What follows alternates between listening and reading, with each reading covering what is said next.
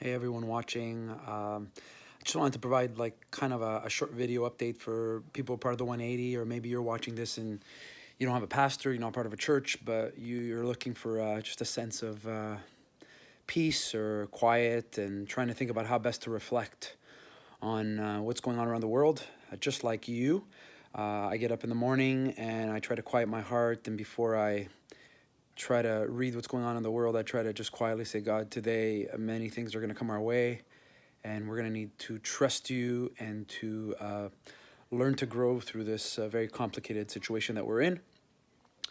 So I just wanted to let you know, for those of you at the church, that at the end of this week, we're going to have an email go out.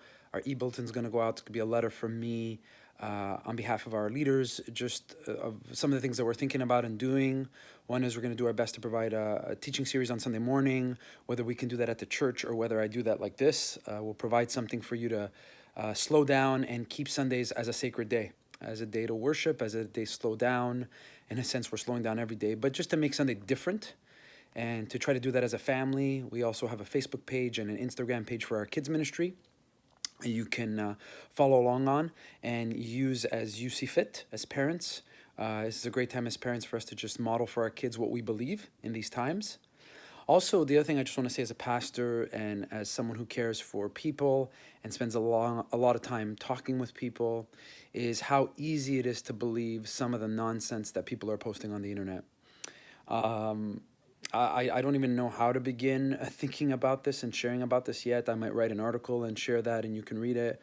But just be very careful at not what you read, because you might read stuff that's helpful for you, but before you share it, there's extreme issues of people claiming that they had a special prophecy about knowing about this before it happened, and other people who have a specific Bible verse that's a special verse that's going to protect your family, or some of the most extreme things is the government's lying and this is all a conspiracy. And so there's a lot of stuff out there, and as a pastor, I feel for people who are overwhelmed and confused and are trying to think like, well, what do we believe?